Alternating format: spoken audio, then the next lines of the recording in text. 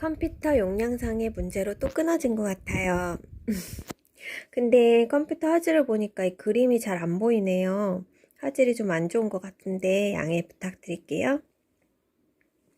자, 이번이 세 번째 복음이론 시리즈 7편 중에서도 세 번째 마지막 강의가 될 것 같아요. 아까 끊어졌던 그 시점을 중심으로 다시 한번 요걸 다시 짚어드릴게요. 아까 전에 씨앗을 심은 사람이 있고, 또 물과 거름을 주신 이가 있었고, 그 다음에 자라게 하시는 이가 있는데, 자, 요 두 가지 영역은 신의 영역이 아니에요. 그런데 어떤 수단을 다 동원해도 결과적으로 자라게 하는 것이 핵심인데, 이 자라게 하시는 거, 그걸 뭐라 그래요? 자라게 하시는 이는 하나님이라고 했는데, 이건 무엇을 의미해요? 최종 결정권 누구에게 있다는 거예요? 이건 하나님께만 있다라는 거예요. 아무리 좋은 물과 아무리 질 좋은 거름을 준다고 해도, 좋은 씨앗을 때에 맞게 잘 심는다고 해도, 자, 최종 결정권자 하나님의 하나님의 뜻에 의해서 열매와 자라게 함이 있다라는 거죠. 즉, 그 말인즉슨 결과를 맺게 하는 것. 결과를 맺게 하는 것은 결국에는 하나님에 의해서 결정된다라는 거예요. 자, 여기에 해당하는 것이, 여기에서 자발적으로 우리가 일에 참여하는 것이 자유의지다. 쉽게 예를 들면 전도라고 했어요. 어떤 사람에게 복음을 전한 사람도 있고 말로, 어떤 사람에게 성경책을 사주기도 하고, 또 좋은 멘토를 목사님을 소개시켜 주기도 하고, 좋은 교회로 인도해 주기도 하고, 여러 가지 권면을 통해서, 기도를 통해서 뭐 씨앗을 뿌리고 심고 노력하는 사람들은 있을 수 있지만, 결과적으로 최종 결정권자는 하나님께 있기 때문에 자라게 하시는 이, 열매 맺게 하시는 이는 하나님께 있다. 자, 그래서 이게 비단 전도뿐 아니라 큰 시각으로 구원이라고 가정을 한다면, 자, 우리 인간의 자유의지와 인간의 노력들은 뭐예요? 이 구원의 결정권에선 제외된다라는 거예요. 그래서 구원의 모든 여정 가운데의 모든 공로는 하나님께 달려 있습니다. 왜? 결국에 결정을 내리는 것. 자라게 하시는 이, 열매 맺게 하시는 이도 하나님이기 때문에. 자, 하나님께서 이 시점에서, 이 단계에서 만약에 하나님께서 막으신다면, 이 앞에 있는 것은 다 뭐예요? 무용지물이 되는 거죠. 모두가 다 수포로 돌아가게 됩니다. 그렇기 때문에 구원의 모든 역사에 있어서 인간의 자유의지와 노력 등 인간의 공로는 포함되지 않는다라는 거예요. 오직 하나님의 은혜로만 이루어진다라는 것이죠. 성화에 관련해서도 마찬가지입니다. 성화에 관련해서도 이 원리가 동일하게 적용이 돼요. 제가 지금 잘 설명하고 있는지 잘 모르겠네요. 어찌됐든 잘 이해해 주시면 감사하겠습니다. 자, 자유의지에 대해서 조금 더 또 다른 그림을 통해서 좀 이해하기 쉽게 나누고 싶어요. 이게 마지막인데, 자, 우리가 가전제품이 있죠. 자, 이거는 냉장고입니다. 냉장고가 있고요. 이게 초점이 잘 안 맞네요. 제가 그림을 잘 못 그리는데요.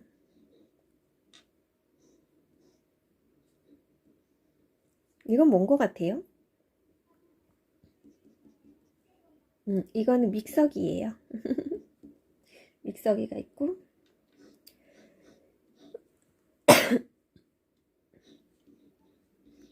이건 뭐예요? 세탁기가 있습니다. 자, 자, 이 가전제품들은 모두 다 기능을 갖고 있어요. 자기의 기능. 그런데,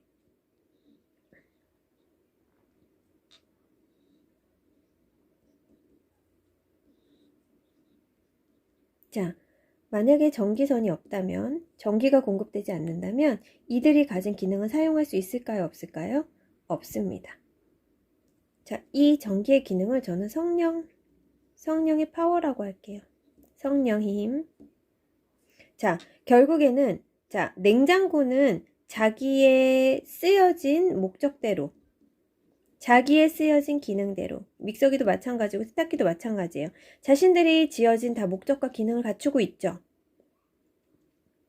자, 이 냉장고 자체를 자유의지라고 하고요. 이 믹서기 자체를 자유의지라고 하고, 이 세탁기 자체를 자유의지라고 볼게요. 자기의 목적과 기능대로 얘들은 사용이 되어질 수 있지만 결과적으로 뭐예요? 네, 전기. 이 결정권을 가지고 있는 거는 이 전기입니다. 전기가 통하지 않으면, 즉 성령의 힘이 아니고서는 우리의 자유의지는 각각의 기능에 맞게 발휘되지 못해요. 그러니까 이것을 자유의지랑 비교한다면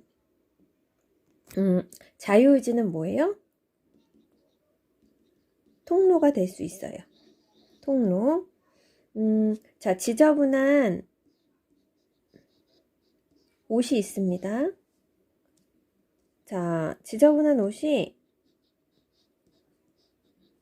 이렇게 새 옷이 되려면 여기를 통과해야 돼요. 자, 이렇게 지저분한 옷이 깨끗해졌어요.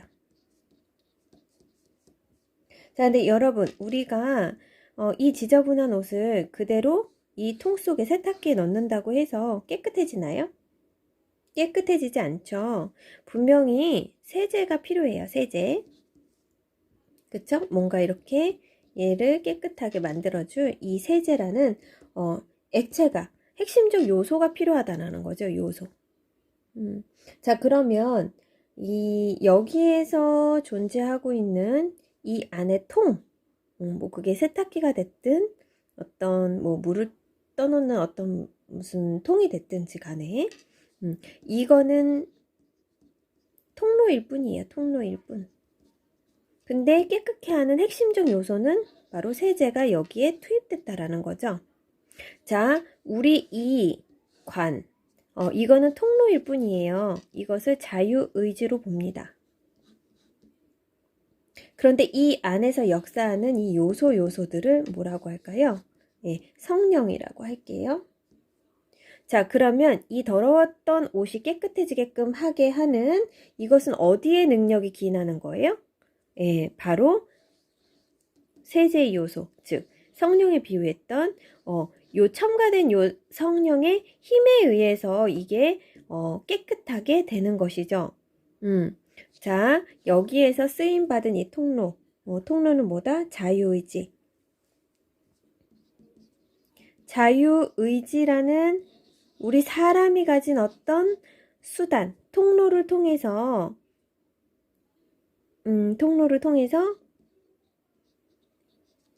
구원이라든지 성화라든지 모든 것들이 이 통로를 통해서 이루어지긴 하나 이 자유의지 자체가 핵심 요소가 되지는 않는다라는 거예요.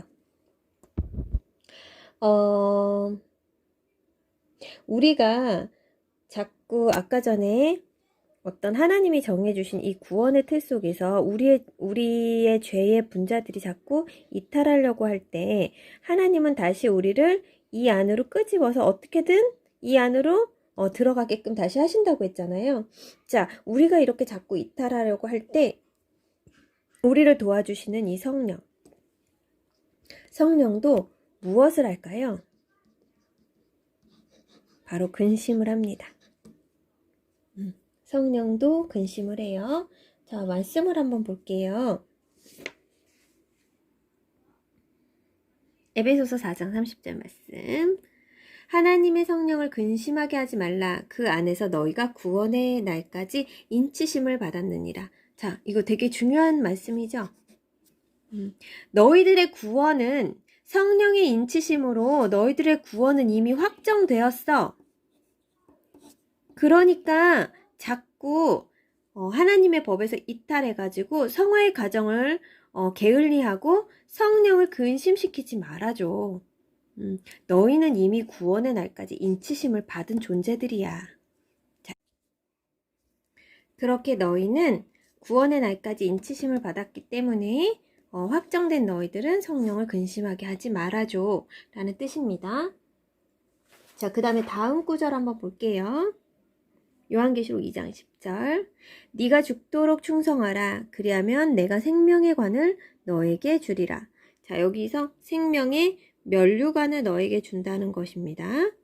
죽도록 충성하라. 근데 이 앞의 내용은, 그러니까 제가 굳이 가로로 이 앞의 내용을 하자면, 이 당시에 요한 사도가 이 계시록을 쓸 당시에는 그 신자들이 굉장히 핍박을 많이 받았던 때예요. 그러니까 너희들이 어떤 핍박과 어떤 고난에도 굴하지 말고 믿음에서 낙심하지 말고 죽도록 충성하라. 그리하면 생명의 관을 너희에게 주리라. 이런 뜻이에요. 자, 그 다음에 히브리서 12장 4절 말씀. 너희가 죄와 싸우되 아직 피 흘리기까지는 대항하지 아니하고 라고 나와 있어요. 자, 여기서 이제 제가 오늘의 말씀을 마무리를 좀 할게요. 자, 이런 말씀이 있습니다. 물은 내가 사랑하는 자를 책망하여 징계하노니 그러므로 네가 열심을 내고 회개하라 라는 말씀이 있어요. 자, 하나님은 사랑하는 자를 징계한다고 했습니다. 이미 구원을 얻은 자가 죄를 지을 때 하나님께서 사랑의 매를 들겠다는 것이지, 하나님께서 너의 구원을 취소한다, 너를 심판할 것이다, 이런 말은 아니에요. 그러나 여러분, 성화에 있어서 교인들이 영적으로 성장하지 않으면 아까도 얘기했듯이 성령님이 근심하십니다. 그래서 불로 연단할 금을 사서라도 주님은 너희들은 구원을 얻기 위해 이기는 자가 되라라고 하셨어요. 이기는 자가 되어라 라고 말씀하셨어요. 성도들에게 불같은 시험과 연단을 하나님께서 허용했다라는 어떤 그런 전제의 의미도 깔려 있는 것 같아요.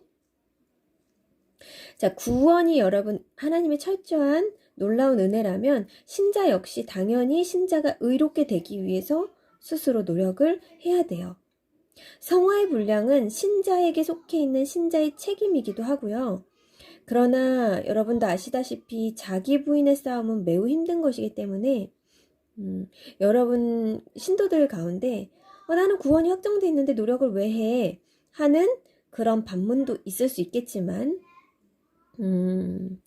이 얘기는 어떤 모순이 있는 거냐면, 예수를 믿기만 하면 열심히 공부하지 않아도 서울대 갈 수 있어. 굳이 노력하지 않아도 주님은 하나님의 자녀들을 축복하셔. 라는 잘못된 믿음과 같아요. 신자가 되었다고 해서 가만히 있어도 여러분 만사 형통하진 않습니다. 그리고 정말 하나님께 택정받은 신자라면 제가 이 앞전 설교에도 그랬지만 반드시 성화의 과정을 소망하고 이루어가게 되어 있어요. 하나님은 여러분 심지도 않은 곳에서 거두게 하시는 이가 결코 아닙니다. 그리고 여러분 보통 평범한 사람들도 되도록이면 착하고 남에게 피해주지 않고 의롭게 살려고 노력하는데, 우리 그리스도로 거듭난 신자라면 더더욱 성화에 힘써야 되는 것이 당연한 것입니다. 신자 역시 죄의 본성은 여전히 살아있기 때문에 이제부터 하나님의 자녀답게 그리스도의 장성한 분량에까지 우리는 거룩하게 자라가야 합니다. 누구 안에서? 성령 안에서. 핵심 요소인 성령의 힘이, 성령의 권능이 우리의 구원의 모든 여정 가운데 함께 하시니까요. 자, 내 속에 남아있는 죄와 세상의 악과는 평생토록 싸워서 이겨야 하고요. 정말로 평생을 두고 모든 의지를 다 동원해서 피 흘리기까지 죄악과 싸워 이겨야 한다고 주님 말씀하고 계세요. 피 흘린다는 것은 이어지는 구절의 설명에 나오듯이 성화의 싸움에 등한시하거나 죄의 쾌락을 즐기다 보면 하나님이 반드시 징계하고 형벌을 면치 못하고 심판을 면치 못한다, 이런 뜻이 아니에요.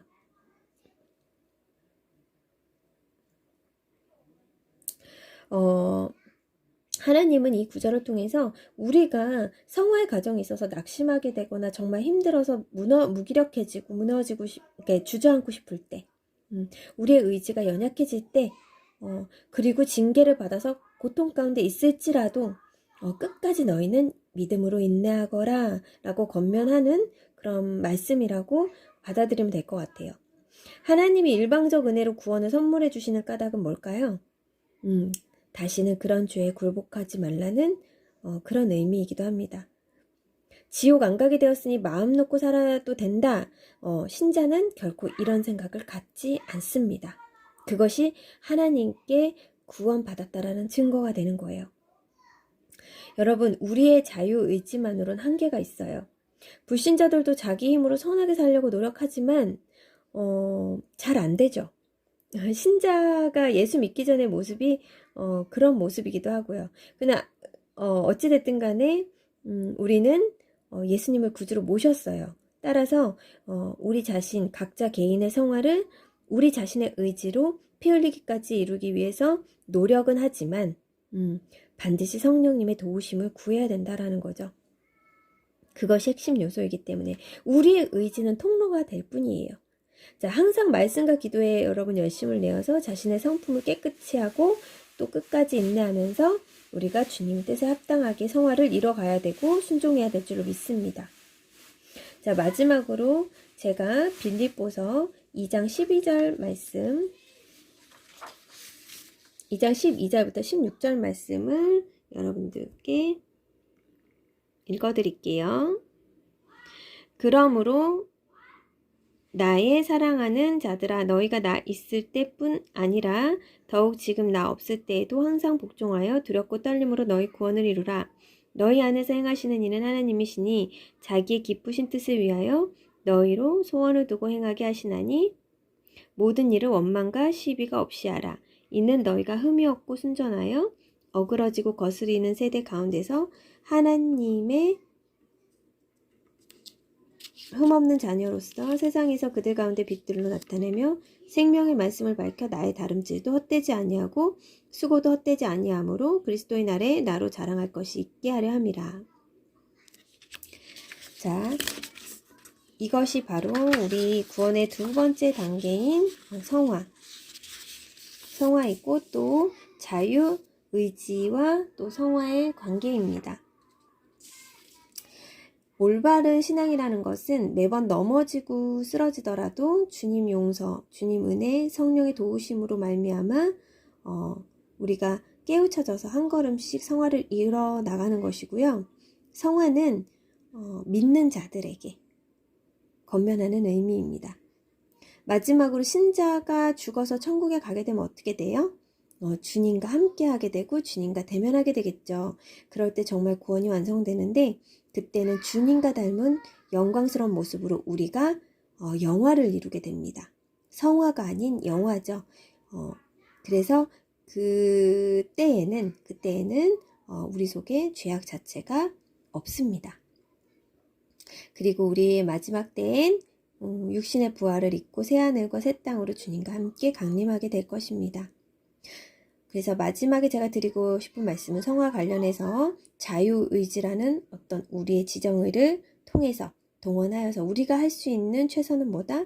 피 흘리기까지 너희 구원을 이루라. 너희 구원을 두려움과 떨림으로 이루라. 이 말씀을 간직하면서 우리가 살아가면 될 것입니다.